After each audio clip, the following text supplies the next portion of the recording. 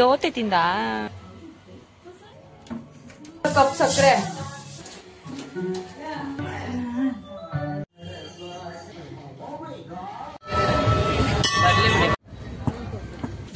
ತಗೊಳ್ಳಿ. ಹೆಸರು ಸಾರು ನೋಡಮ್ಮ. ಸ್ವಲ್ಪ ಬಾಡಿ ಬೆಂದೋಗಿರ್ತಾರಲ್ಲ ಅಂತವ್ರಿಗೆ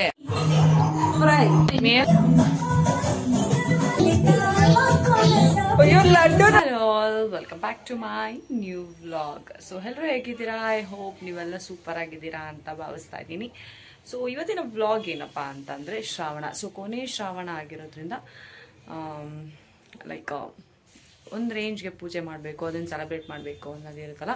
ಸೊ ಹಾಗಾಗಿ ಇವತ್ತು ಕೊನೆ ಶ್ರಾವಣನ ನಾವು ಕೂಡ ಮನೆಯಲ್ಲಿ ಮಾಡೋಣ. ನಾನು ಲಾಸ್ಟ್ ಶ್ರಾವಣನೇ ಮಾಡಿಬಿಟ್ಟಿದ್ದೀನಿ, ಬಟ್ ಇದು ಲಾಸ್ಟ್ ವೀಕ್ ಸ್ಯಾಟರ್ಡೇನೇ ಮಾಡಿಬಿಟ್ಟಿದ್ದೀನಿ. ಬಟ್ ಇದು ಲಾಸ್ಟ್ ಶ್ರಾವಣ ಆಗಿರೋದ್ರಿಂದ ಸ್ವಲ್ಪ ಏನಾದರೂ ಸ್ವೀಟ್ ಮಾಡಿ ಪೂಜೆ ಮಾಡೋಣ ಅಂತ ಅಂದ್ಕೊಂಡಿದ್ದೀನಿ.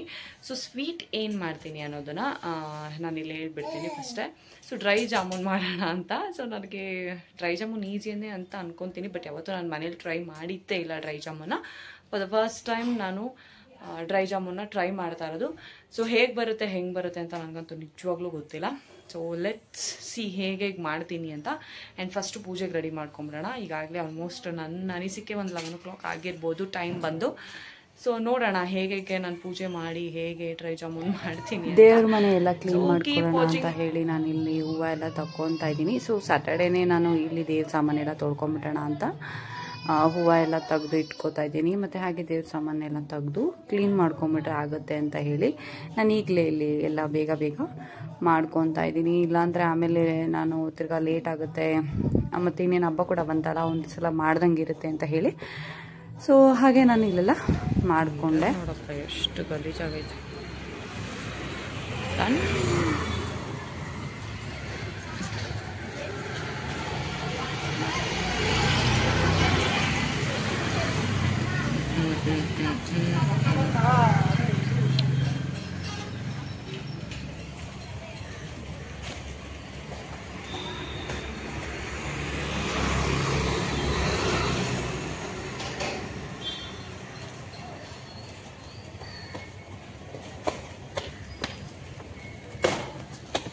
ಅಲ್ಲಿರ್ಬೇಕಾರೇನು ಹೇಳ್ಬೇಕು ತಾನೆ. ಹತ್ತು ಕಾಣ್ತಾನೆ ಇಲ್ಲ ಅದು ಗಣಿ ಅಂತ ಕಪ್ಪು ಕತ್ಲಲ್ಲಿ. ಅಲ್ಲಡು ಗಣಿಯೇ.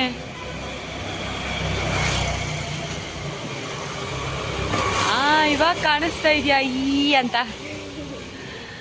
ಏನ್ ಸಮಾಚಾರ? ಏನ್ ತಿಂದೆ? ದೋತೆ ತಿಂದ. ಸೊ ಹಾಗೆ ನಾನು ಅಲ್ಲಿ ಗಣಿಗೆ ಹೂವು ಕೊಟ್ಟು ಅವ್ರ ಮನೆಗೂ ಸ್ವಲ್ಪ ಹೂವು ಕೊಟ್ಟು ಬಂದೆ. ಹಾಗೆ ಬಂದು ಇಲ್ಲಿ ಫೋಟೋಗೆ ಹೂವು ಎಲ್ಲ ಹಾಕ್ತಾ ಇದ್ದೆ. ಆ್ಯಂಡ್ ಇನ್ನೊಂದು ಏನಪ್ಪ ಅಂತಂದರೆ ಇಲ್ಲಿ ನಮ್ಮ ದೇವ್ರ ಮನೇನ ನಾವು ಕ್ಲಿಯರಾಗಿ ತೋರ್ಸೋಕ್ಕಾಗಲ್ಲ, ಯಾಕಂದರೆ ಎದುರುಗಡೆನೂ ಗೋಡೆ ಇರೋದ್ರಿಂದ ಫೋನ್ ಎಲ್ಲೂ ಕರೆಕ್ಟಾಗಿ ಇಟ್ಟು ಹಿಡಿಯೋಕ್ಕೆ ಆಗಲ್ಲ. ಹೇಗೋ ಸೈಕಲ್ ಗ್ಯಾಪಲ್ಲಿ ಸರ್ಕಸ್ ಮಾಡಿ ನನ್ನ ಮಗಳ ಕೈಯಲ್ಲಿ ಇಷ್ಟು ನಡೆಸಿದ್ದೀನಿ. ಸೊ ಬೇಗ ಎಷ್ಟೇ ಬೇಗ ನಾನು ಮಾಡಿದ್ರು ಆಲ್ಮೋಸ್ಟ್ ಇವಾಗ ಹೂವು ಹಾಕೋಷ್ಟರಲ್ಲಿ ನಾನು ಅಲ್ಲಿ ಹೋಗಿ ವಾಪಸ್ ಇಲ್ಲಿಗೆ ಬರೋಷ್ಟರಲ್ಲಿ ಟೈಮ್ ಆಗಿ ಹೋಗಿತ್ತು. 2 ಗಂಟೆ ಆಗಿತ್ತು ಆಲ್ಮೋಸ್ಟ್. ಸೊ ಹೂವು ಎಲ್ಲ ಹಾಕಿ ಅಲಂಕಾರ ಮಾಡೋ ಅಷ್ಟರಲ್ಲಿ ಸೊ ನಾನೆಲ್ಲ ಹೂವು ಎಲ್ಲ ಹಾಕಿ ದೇವ್ರ ಮನೆಯನ್ನು ಅಲಂಕಾರ ಮಾಡಿದ್ದೀನಿ. ಎಷ್ಟು ಚೆನ್ನಾಗಿ ಕಾಣ್ತದೆ ಅಲ್ವಾ? ಒಂಥರ ತುಂಬ ಖುಷಿ ಆಗುತ್ತೆ, ಸಖತ್ತಾಗಿ ಕಾಣಿಸುತ್ತಾ ಇತ್ತು. ಸೊ ನನಗಂತೂ ಸಖತ್ ಖುಷಿ ಆಯಿತು.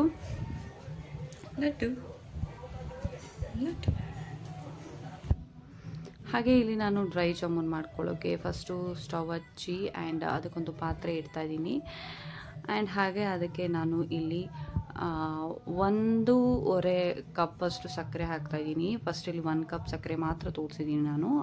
ಅದೇ ಕಪ್ ಮೆಜರಲ್ಲಿ ಇನ್ನೊಂದು ಅರ್ಧ ಕಪ್ ಸಕ್ಕರೆಯನ್ನು ಹಾಕ್ತೀನಿ ನಾನು. ಸೊ ಅದಕ್ಕೆ ನೀರು ಹಾಕಿ ಚೆನ್ನಾಗೆ ಮಿಕ್ಸ್ ಮಾಡ್ಕೊತೀನಿ. ಸೊ ಸ್ವಲ್ಪ ಸ್ಟವ್ ಜೋರಾಗಿ ಇಟ್ಬಿಟ್ಟಿದ್ದೆ, ಬೇಗ ಅದು ಇದಾಗೋಗಿತ್ತು, ಗಟ್ಟಿಯಾಗಿ ಹೋಗಿತ್ತು ಕೆಳಗೆ. ಸೊ ಅದು ನಿಂಗೆ ಕೆರೆದು ರೆಡಿ ಮಾಡ್ತಾಯಿದ್ದೀನಿ, ಏನೋ ಒಂದು ಮಾಡಬೇಕಲ್ಲ. ಸೊ ಹಾಗಾಗಿ ಫುಲ್ ಇದು ಚೆನ್ನಾಗಿ ಪಾಕ ಬಿಡಬೇಕು. ಚೆನ್ನಾಗಿ ಪಾಕ ಬಿಡೋವರೆಗೂ ಅದನ್ನು ಚೆನ್ನಾಗಿ ಕುದಿಸಿ ಬಾಯ್ಲ್ ಮಾಡಬೇಕು. ಸೊ ಅದು ಬಾಯ್ಲ್ ಆಗೋಕ್ಕೆ ತುಂಬ ಟೈಮ್ ಹಿಡಿಯುತ್ತೆ, ಅದು ಅಂಟು ಥರ ಆಗಬೇಕು. ಸೊ ಅಷ್ಟುವರೆಗೂ ಮಾಡಬೇಕು. ಆ್ಯಂಡ್ ಹಾಗೆ ಇಲ್ಲಿ ನಾನು MTR ಜಾಮೂನ್ ಪ್ಯಾಕೆಟನ್ನು ಬಳಸಿದ್ದೀನಿ, ಗುಲಾಬ್ ಜಾಮೂನ್ ಪ್ಯಾಕೆಟ್ನ. ಸೊ ಇಲ್ಲಿ ಬೈ 1 get 1 ಬರುತ್ತಲ್ಲ ಅದೇ ಬಳಸಿರೋದು. ಸೊ ಇದರಲ್ಲಿ ನಾನು 1 ಪ್ಯಾಕೆಟ್ನ ಮಾತ್ರ ಯೂಸ್ ಮಾಡ್ತಾಯಿದ್ದೀನಿ. ಸೊ MTRದು. ಹಾಗೆ ಇದು ಸ್ವಲ್ಪ ಗಂಟು ಇರುತ್ತಲ್ಲ, ಸೊ ಅದನ್ನು ಫಸ್ಟು ನಾವು ಪುಡಿ ಮಾಡ್ಕೋಬೇಕು. ಆ್ಯಂಡ್ ಇಲ್ಲಿ ಜಾಮೂನ್ ಕಲಿಸ್ಬೇಕಾದ್ರೆ ಫಸ್ಟ್ ಒಂದು ಲೋಟ ಹಾಲು ಹಾಕ್ಕೊಳ್ಳಿ, ಇಲ್ಲ ಅರ್ಧ ಲೋಟ ಹಾಲು ಹಾಕ್ಕೊಳ್ಳಿ. ಒಂದು ಸ್ವಲ್ಪ ಆದರೂ ಹಾಲು ಹಾಕಬೇಕು, ಸ್ವಲ್ಪ ಸಾಫ್ಟಾಗಿ ಬರುತ್ತೆ, ಚೆನ್ನಾಗಿರುತ್ತೆ. ಹಾಗೆ ನೀರು ಹಾಕ್ಕೊಂಡು ಸ್ವಲ್ಪ ಮಿಕ್ಸ್ ಮಾಡಿಕೊಂಡೆ, ಸ್ವಲ್ಪನೇ ನೀರು ಹಾಕ್ಕೊಂಡು ಮಿಕ್ಸ್ ಮಾಡ್ಕೋಬೇಕು. ಇಲ್ಲ ಅಂದರೆ ಜಾಮೂನು ಆಮೇಲೆ ಹಸಿಟ್ಟು ಫುಲ್ ತೆಳ್ಳಗಾಗೋಗಿರುತ್ತೆ. ಸೊ ಇಲ್ಲಿ ಇನ್ನೊಂದು ಕಡೆ ನನ್ನ ಮಗಳು ಒಂದು ಮಿಸ್ಟೇಕ್ ಮಾಡಿದ್ಲು ಅಂತ ಹೇಳಿ ಅವಳಿಗೆ ಚೆನ್ನಾಗಿ ಬೈತಾ ಇದ್ದೆ ನಾನು. ಏನು ಹೇಳಿದ ಮಾತೇ ಕೇಳಲ್ಲ ಅವಳಂತೂ. ಸೊ ಕಲಸಿದ್ದಾಯಿತು ಹಿಟ್ಟು. ಸೊ ಆಲ್ಮೋಸ್ಟ್ ಅದಕ್ಕೆ ನಾನು ಒಂದು ಲೆವೆಲಾಗಿ ಸ್ವಲ್ಪ ಸಾಫ್ಟಾಗಿ ಕಲಿಸ್ಕೊಂಡಿದ್ದೀನಿ. ಅದನ್ನು ಚೆನ್ನಾಗಿ ಮಿದ್ದಿ ಮಾಡಿದ್ದೀನಿ ಈ ಸಲ, ಯಾಕಂದರೆ ಅದು ಇಲ್ಲಾಂದರೆ ಉಂಡೆ ಬರಲ್ಲ. ಹಾಗಾಗಿ ಸೊ ಕಂಪ್ಲೀಟಾಗಿ ಮಿದ್ದಿದ್ದೀನಿ ಚೆನ್ನಾಗೆ. ಅದನ್ನು ಲೈಕ್ ಯಾವ ಥರ ಅಂತ ಈ ಚಪಾತಿ ಹಿಟ್ಟು ಇದ್ದಲ್ವ ಅದೇ ಥರ. ಸೊ ಹಾಗೆ ಇವಾಗ ಅದಕ್ಕೆ ಉಂಡೆ ಮಾಡೋಕ್ಕೋಸ್ಕರ ಒಂದು ಬಟ್ಲಲ್ಲಿ ನಾನು ಸ್ವಲ್ಪ ಎಣ್ಣೆಯನ್ನು ತೊಗೋತಾ ಇದ್ದೀನಿ. ಯಾಕಂದರೆ ಅದು ಉಂಡೆ ಮಾಡಬೇಕಂದ್ರೆ ಎಣ್ಣೆ ಇರಲೇಬೇಕಿಲ್ಲ ಅಂದರೆ ಕೈಗೆಲ್ಲ ಅಂಟ್ಕೊತಾ ಇರುತ್ತೆ.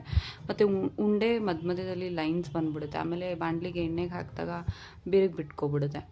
ಸೊ ಹಾಗಾಗಿ ನಾವು ಎಣ್ಣೆಯಲ್ಲೇ ಮಾಡ್ಕೋಬೇಕು. ಸೊ ನೋಡಿ ಈ ಥರ ಎಣ್ಣೆ ಹಾಕ್ಕೊಂಡು ಸ್ವಲ್ಪ ಅದನ್ನು ನಾವು ಹಿಂಗೆ ಅಂದು ನೀಟಾಗಿ ಆ ಥರ ಉಂಡೆನ ನಾವು ಕಟ್ಕೋಬೇಕು ಚೆನ್ನಾಗಿ. ಅದನ್ನು ಕೈಯಲ್ಲಿ ಮಿದ್ದಿ ಇನ್ನೊಂದು ಸಲ ನಾನು ಉಂಡೆ ಮಾಡ್ಕೊತಾ ಇದ್ದೀನಿ. ಇಲ್ಲಾಂದರೆ ಶೇಪೇ ಬರಲ್ಲಪ್ಪ, ತುಂಬ ಹಿಂಸೆ. ಈ ಆಲ್ಮೋಸ್ಟ್ ಇದ್ರ ಬದಲು ಈ ಪೊಂಗಲ್ಲು ಪಾಯಸನೇ ಎಷ್ಟು ಈಸಿಯಾಗಿ ಮಾಡಿಬಿಡ್ಬೋದು ಅಂತ ಅನ್ನಿಸ್ತು ನನಗೆ. ಬಿಕಾಸ್ ಯಾಕಂದರೆ ಇದು ಜಾಸ್ತಿ ರಿಸ್ಕ್ ಅನ್ಸುತ್ತೆ. ಆ ಪಾಕ ಬರೋವರೆಗೂ ವೆಯ್ಟ್ ಮಾಡಬೇಕು, ಮತ್ತು ಜಾಮೂನ್ ಉಂಡೆ ಕಲಿಸ್ಬೇಕು, ಉಂಡೆನ ಶೇಪ್ ಕೊಡಬೇಕು, ಹೊಡೆದೋದ್ರೆ ಅದೊಂದು ಹಿಂಸೆ ಅಂತ ಅನ್ನಿಸ್ತು ನನಗೆ. ಸೊ ಹಾಗಾಗಿ ಫೈನಲ್ ಆಗು ನಾನು ಉಂಡೆಗಳನ್ನು ಚಿಕ್ಕದಾಗೆ ಕಟ್ಟಿದ್ದೆ. ಆಲ್ಮೋಸ್ಟ್ ರೆಡಿ ಆಗಿತ್ತು. ಸೊ ಎಷ್ಟು ಚೆನ್ನಾಗಿ ಕಾಣ್ತಾ ಇದೆ ಅಲ್ವಾ, ಆಹಾ. ಸೊ ಇವಾಗ ಇದನ್ನು ನಾವು ಎಣ್ಣೆಯಲ್ಲಿ ಫ್ರೈ ಮಾಡ್ಕೊಳ್ಳೋಣ. ಸೊ ಇಲ್ಲಿ ನಾನು ಬಾಣಲಿ ಇಟ್ಟು ಅದಕ್ಕೆ ಎಣ್ಣೆಯನ್ನು ಹಾಕಿ ಒಂದೊಂದೇ ಜಾಮೂನ್ನ ಬಿಡ್ತಾ ಹೋಗ್ತೀನಿ. ಸೊ ಇದನ್ನು ಏನಪ್ಪ ಅಂತಂದರೆ ಸ್ಟವ್ನ ನಾವು ಸಿಮ್ಮಲ್ಲಿ ಇಟ್ಕೊಂಡೆ ಸ್ವಲ್ಪ ಫ್ರೈ ಮಾಡ್ಕೋಬೇಕು, ಒಳಗಡೆ ಬೇಯಬೇಕಲ್ವ. ಹಾಗಾಗಿ ಒಳಗಡೆ ಬೆಂದಿಲ್ಲ ಅಂದರೆ ಅದು ಅಷ್ಟು ಚೆನ್ನಾಗಿರಲ್ಲ, ಆಮೇಲೆ ಹಸಿಟ್ಟು ಥರನೇ ಇರುತ್ತೆ. ಸೊ ಆಲ್ಮೋಸ್ಟ್ ಜಾಮೂನ್ ಎಲ್ಲ ಮಾಡೇ ಇರ್ತೀರಾ. 100ಗೆ 99% ಜಾಮೂನ್ ಎಲ್ಲರಿಗೂ ಬಂದೇ ಬರುತ್ತೆ ಅಂತ ಅಂದ್ಕೊತೀನಿ.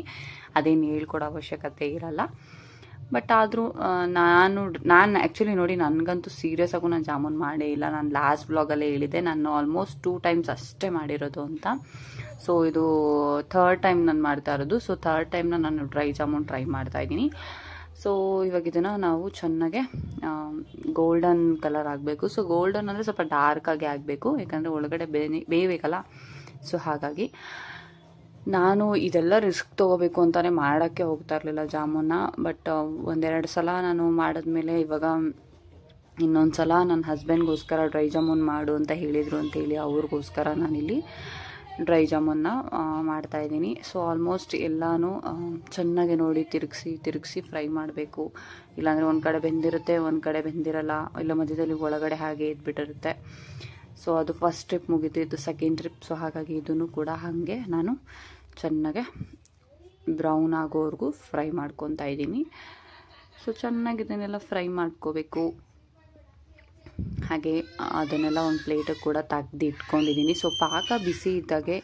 ಸೊ ಪಾಕನೂ ಇನ್ನೊಂದೇನಪ್ಪ ಅಂತಂದರೆ ಪಾಕನೂ ನಾನು ಜಾಸ್ತಿ ಮಾಡ್ಕೊಂಡಿಲ್ಲ, ಯಾಕಂದರೆ ನಾವು ಡ್ರೈ ಜಾಮೂನ್ ಮಾಡ್ಕೊತಾ ಇರೋದ್ರಿಂದ ಸ್ವಲ್ಪ ಗಟ್ಟಿಗೆ ಮಾಡ್ಕೊಂಡಿದ್ದೀನಿ. ಸುಮ್ಮನೆ ಆಮೇಲೆ ಪಾಕ ಮಿಕ್ಕರೆ ವೇಸ್ಟ್ ಆಗುತ್ತೆ ಅಂತ ಹೇಳಿ. ಆದರೆ ಹೊಟ್ಟೆ ಬೇರೆ ಬೇರೆ ಅಲ್ವಾ ಅತ್ತೆ? ಸಾಕು. ಇಲ್ಲಿ ಮೊಸರು ಸಾರಿಗೆ ರೆಡಿ ಮಾಡ್ಕೋತಾ ಇದ್ದಾರೆ ಅವರು. ನಾನು ಸುಮ್ಮನೆ ಕುತ್ಕೊಂಡು ಗೋಬಿ ಮೇಯ್ತಾ ಇದ್ದೀನಿ.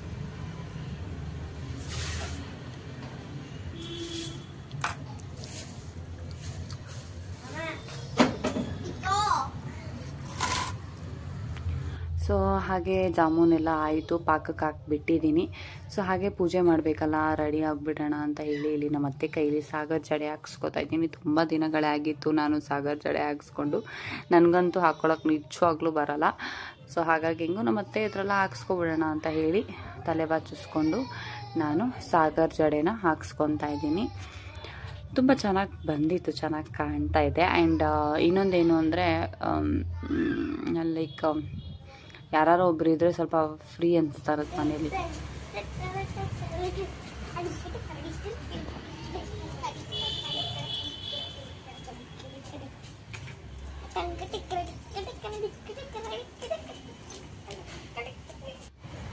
ಚೆನ್ನಾಗಿ ಬಂದೈತಾ?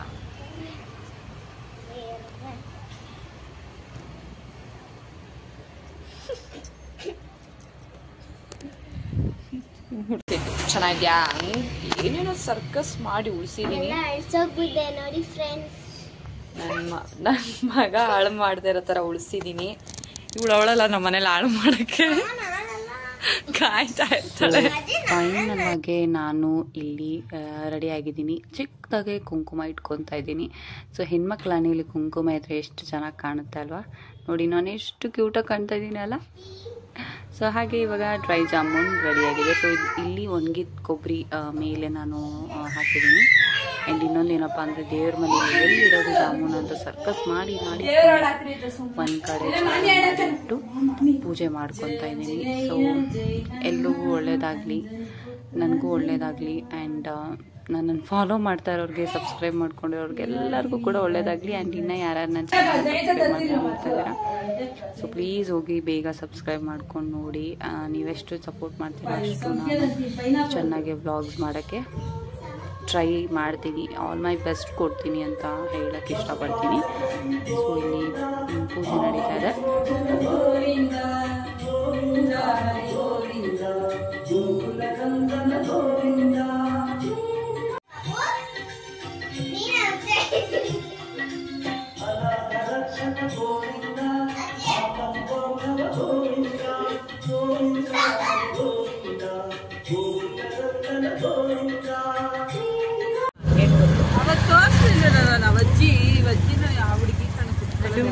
ಯಾರು ಫೋನ್ ಕಿತ್ಕೊಂಡು ಹೋಗ್ಬಿಟ್ಟು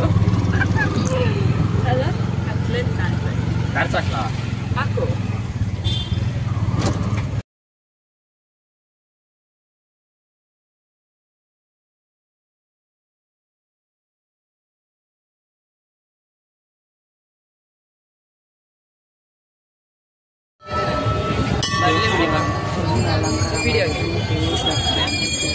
ಇದು ಕೊನೆ ಶ್ರಾವಣ ಆಗಿರೋದ್ರಿಂದ ಜನ ಅಂದರೆ ಜನ ದೇವಸ್ಥಾನದಲ್ಲಿ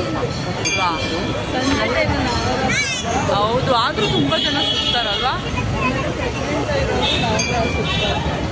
ಹೌದಾ? ಆಯ್ತು ಸರಿ.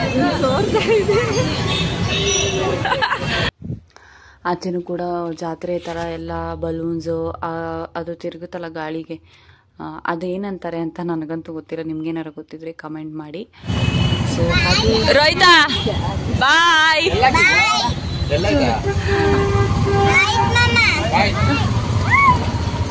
ಸೊ ಹಾಗೆ ಚೆನ್ನಪ್ಪನ ದೇವಸ್ಥಾನಕ್ಕೆ ಹೋಗೋಣ ಅಂತ ಅಂದ್ಕೊಂಡ್ರಿ. ಹೋಗರು ಫುಲ್ಲು ಯಪ್ಪ ಏನು ಜನ ಅಂತೀರಾ. ನಾವೇನಾರ ದರ್ಶನಕ್ಕೆ ಅಂತ ನಿಂತಿದ್ರೆ ನಾಳೆ ಬೆಳಗ್ಗೆನೆ ದರ್ಶನ ಮಾಡ್ಕೊಂಡು ಮನೆಗೆ ಬರ್ತಾ ಇದ್ದಿದ್ದು. ಅಷ್ಟು ಜನ ಅಂದರೆ ಜನ. ಆ ಕಡೆ ಹಾಗೆ ಆಟ ಸಾಮಾನುಗಳೆಲ್ಲ ಹಾಕಿದ್ರು. ಹಾಗೆ ನಾನು ಇಲ್ಲೊಂದು ಅಷ್ಟು ಮಕ್ವಾಡಗಳನ್ನು ನೋಡಿದೆ. ಸೊ ಈ ಮಕ್ವಾಡನ ನೋಡಿದಾಗ ನನಗೊಂದು ಲೈನ್ ನೆನಪಾಯಿತು. ಏನಪ್ಪ ಸಾಲುಗಳು ಅಂತ ಅಂದರೆ, ಮಗವಾಡಕ್ಕೆ ಬೆಲೆ ಜಾಸ್ತಿ, ನಿಜವಾದ ಮಖಕ್ಕಲ್ಲ ಅಲ್ವಾ? ಸೊ ನಿಮ್ಗೆ ಇಷ್ಟ ಆಗಿದ್ರೆ ಕಮೆಂಟ್ ಮಾಡಿ. ಆ್ಯಂಡ್ ನನಗಂತೂ ದೇವ್ರ ದರ್ಶನ ಮಾಡೋಕ್ಕಾಗಲಿಲ್ಲ, ಶನ್ಮಾತ್ಮನ ದರ್ಶನ. ಸೊ ಪರವಾಗಿಲ್ಲ, ಓಕೆ, ಏನೂ ಮಾಡೋಕ್ಕಾಗಲ್ಲ. ಸೊ ಜನ ಅಂತೂ ಹೇಳೋಕ್ಕೆ ಆಗಲ್ಲ, ಮಕ್ಕಳನ್ನಂತೂ ಇಟ್ಕೊಂಡು ಹೋಗೋಕ್ಕೆ ಆಗಲ್ಲ. ಸೊ ನಾವು ಆಲ್ಮೋಸ್ಟು ಅಲ್ಲಿ ಇವಾಗೆ 3 ಜನ ಮಕ್ಕಳಿದ್ರು ಕಯ್ಯ ಪಯ್ಯ ಅಂದ್ಕೊಂಡು. ಸೊ ಹಾಗಾಗಿ ನಾವು ಅಲ್ಲಿ ದರ್ಶನನೇ ಮಾಡೋಕ್ಕೆ ಹೋಗಲಿಲ್ಲ. ಸೊ ಹಾಗೆ ಆಚೆಯಿಂದ ಕೈ ಮುಕ್ಕೊಂಡು ಬಂದ್ವಿ. ನೋಡಿ ಏನು ಜನ ಇದ್ದಾರೆ ದೇವಸ್ಥಾನದ ಹತ್ರ. ಯಪ್ಪ ಯಪ್ಪ ಯಪ್ಪ ಯಪ್ಪ ಯಪ್ಪ ಜನ ಸಾಗರ ಅಂತಾನೆ ಹೇಳ್ಬೋದು, ಅಷ್ಟು ಜನ ಇದ್ದಾರೆ. ಟೀ ಟೀ ಕುಡಿತಾವನೆ. ಟೀ ಟೀ ಟೀ ಅಮ್ಮೋ ಟೀ ಚೆನ್ನಾಗೈತ ಕಣಿ.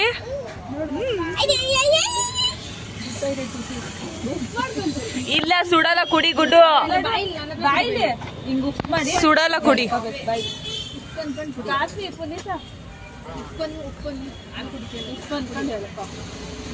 ಹಂಗೆ ಈ ಕಡೆ ಬಾ ಪುಣ್ಯಚಣ, ಆ ಕಡೆ ಬೇಡ.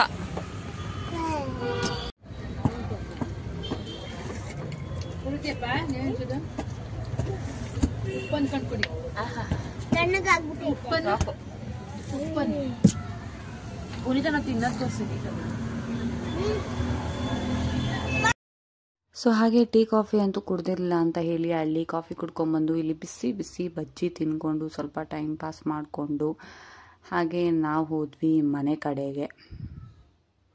ಸೊ ಮನೆ ಕಡೆ ಹೋದರೆ ಅಲ್ಲಿ ಸಂಜನಾ ಅವರು ಬೆಂಡೆಕಾಯಿ ಫ್ರೈ ಮಾಡಿದರು. ಸೊ ನೋಡೋಣ ಬನ್ನಿ ಬೆಂಡೆಕಾಯಿ ಫ್ರೈ ಹೇಗೆ ಮಾಡಿದರು ಅಂತ. ಓಕೆ, ಖಾರದ ಪುಡಿ ಹಾಕೊಳ್ಳಿ. ಸಾಕು ಸ್ವಲ್ಪ. ಇವತ್ತು ಸಂಜನಾ ಬೆಂಡೆಕಾಯಿ ಫ್ರೈ.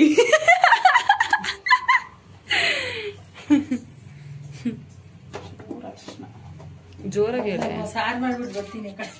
ಇವ್ರು ಸಾರು ಮಾಡಕ್ ಕಾಯ್ತಾವ್ರ ಜಾಗ ಇಲ್ಲ ಅಂತ. ನಮ್ಮನೆ ಚಿಕ್ಕದಾಯ್ತು ಗಾಯ್ಸ್, ಸ್ವಲ್ಪ ದೊಡ್ಡದ್ ಮಾಡ್ಬೇಕು. ನೆಕ್ಸ್ಟ್ ಗರಂ ಮಸಾಲ ಹಾಕ್ ಸುರಿದ್ಬಿಡ್ತಾವ ನೋಡಮ್ಮ. ಮತ್ತೆ ಹಾಕಿನ್ನ ಇನ್ನೊಂದ್ಸರಿ ಕೊಡು ಸಾಂಬಾರ್ ಪುಡಿ. ತಗೊಳ್ಳಿ. ಇವ್ರ ಸಾರು ಒಂದ್ ಕಡೆ ಕುದಿದೈತೆ, ಮೊಸರು ಸಾರು. ಇದ್ರ ರೆಸಿಪಿ ಬೇಕಂದ್ರೆ ಕಮೆಂಟ್ ಮಾಡಿ, ಮೊಸರು ಸಾರು ಅಂತ ಪೋಸ್ಟ್ ಮಾಡಿಸ್ತೀನಿ ನೆಕ್ಸ್ಟ್. ಓಕೆನಾ? ಇವಾಗ ಸಾಂಬಾರ್ ಪುಡಿ ಹಾಕಿದಾಳೆ. ರೆಸಿಪಿ ಮಾಡ್ತಾ ಇದ್ದೀರಾ ಸಂಜನಾ, ಹೇಳ್ಬೇಕು ನೀವೇನೇನ್ ಹಾಕಿದ್ದೀರಾ ಅಂತ. ಹೆಂಗ್ ಮಾಡಿದ್ರೆ ಸಾಲ್ಟ್ ಹಾಕ್ತಾ ಇದೀನಿ.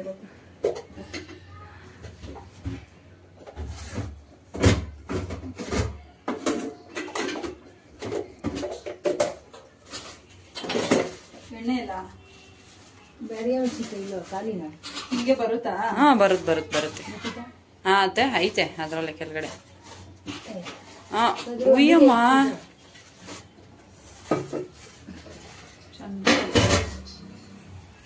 ಹ್ಞೂ ಅಂದೆ ನಾನು ಹಾಕ್ದೆ.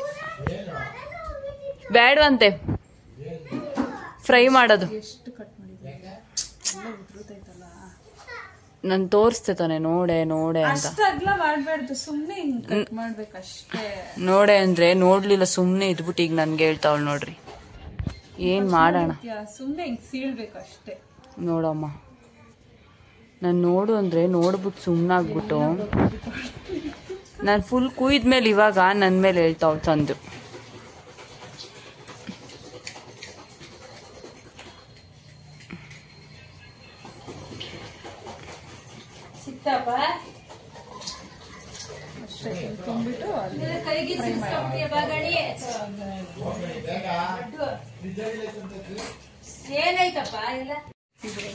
ತೆಗೆದ್ಬಿಡು ಬೇಡ ಅಂದ್ರೆ. ಹಾ ಈ ತರ ನೀವು ನಿಮ್ಮ ಮನೇಲಿ ಸ್ಟಫ್ ಮಾಡಿ ರೆಡಿ ಮಾಡಿ ಇಟ್ಕೊಳ್ಳಿ. ನೆಕ್ಸ್ಟ್ ಬಾಣ್ಲಿಗೆ ಹಾಕಿ ಫ್ರೈ ಮಾಡ್ಕೊಳ್ಳಿ. ಸೊ ಸ್ಟಫ್ ಮಾಡಿರೋ ಬೆಂಡೆಕಾಯಿನ ಒಂದು ಪ್ಯಾನ್ ಇಟ್ಟು ಅದಕ್ಕೆ ಎಣ್ಣೆ ಹಾಕಿ ಡ್ರೈ ಫ್ರೈ ಮಾಡ್ತಾ ಇರೋದು. ಆ್ಯಕ್ಚುಲಿ ಎಣ್ಣೆಗೆ ಹಾಕಿ ಕರಿತಾ ಇರೋದಲ್ಲ, ಡ್ರೈ ಫ್ರೈ. ಹಾಂ ಡ್ರೈ ರೋಸ್ಟ್ ರೆಡಿ ಆಗಿದೆಯಾ ಇನ್ನೂ ಇಲ್ವಾ? 5 minutes. ಒಳ್ಳೆ ಫಿಶ್ ಫ್ರೈ. ಈ ಶ್ರಾವಣದಲ್ಲಿ ಪಾಪ ಬಾಡಿ ಬೆಂದೋಗಿರ್ತಾರಲ್ಲ ಅಂಥವ್ರಿಗೆ ಒಳ್ಳೆ ಸೈಡ್ಸು. ಇದೇ ಚಿಕನ್ನು, ಇದೇ ಮಟನ್ನು, ಇದೇ ಫಿಶ್ ಅನ್ಕೊಂಡು ಬಾರಿಸ್ಬೇಕಷ್ಟೆ. ಸೊ ಫೈನಲಿ ಬೆಂಡೆಕಾಯಿ ಫ್ರೈ ರೆಡಿ. ಇನ್ನೊಂದೇನಪ್ಪ ಅಂತಂದರೆ ಸ್ವಲ್ಪ ಬೆಂಡೆಕಾಯಿ ಬಲ್ತೋಗಿರೋದು ಇತ್ತು, ಚೆನ್ನಾಗಿರೋದು ಇತ್ತು, ಚೆನ್ನಾಗಿತ್ತು. ಓಕೆ, ನನಗಿಷ್ಟ ಆಯಿತು. ಟೇಸ್ಟ್ ಚೆನ್ನಾಗಿತ್ತು, ಟೇಸ್ಟ್ ತುಂಬ ಚೆನ್ನಾಗಿತ್ತು. ನನಗಂತೂ ಸಖತ್ ಇಷ್ಟ ಆಯಿತು. ಅದು ಬಾಯಲ್ಲಿ ಮಾತಾಡೋಕ್ಕೆ ಆಗ್ತಾಯಿಲ್ಲ, ಅದು ತಿಂತಾಯಿದ್ರೆ ಬಿಸಿ ಬೇರೆ ಸುಡ್ತಾಯಿತ್ತು. ಅದಕ್ಕೆ ನಾನೆಲ್ಲ ಒಟ್ಟಿಗೆ ಬಾಯಿಗೆ ಹಾಕೊಂಡ್ಬಿಟ್ಟೆ. ಸಖತ್ತಾಗಿತ್ತು. ನೀವು ಒಂದ್ಸಲ ಖಂಡಿತ ಮನೇಲಿ ಟ್ರೈ ಮಾಡಿ. ಖಾರ ಖಾರ ಚಾಟ್ ಮಸಾಲ ಎಲ್ಲ ಹಾಕಿ ಮಾಡಿರೋದ್ರಿಂದ ಒಂಥರ ಟೇಸ್ಟ್ ಚೆನ್ನಾಗಿತ್ತು. ಸೂಪರ್. ಹೆಂಗೈತೆ?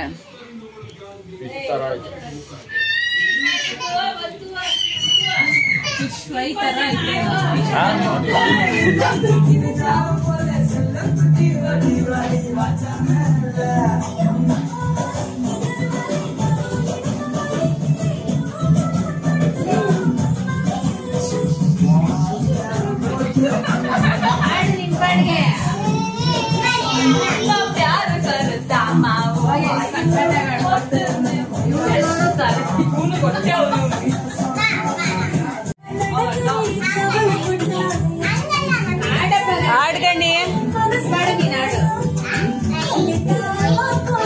ಅಯ್ಯೋ ಲಡ್ಡು ನೋಡು, ಓ ಲಡ್ಡು ನೋಡಿ ಹೆಂಗ್ ನೋಡ್ತಾರೆ.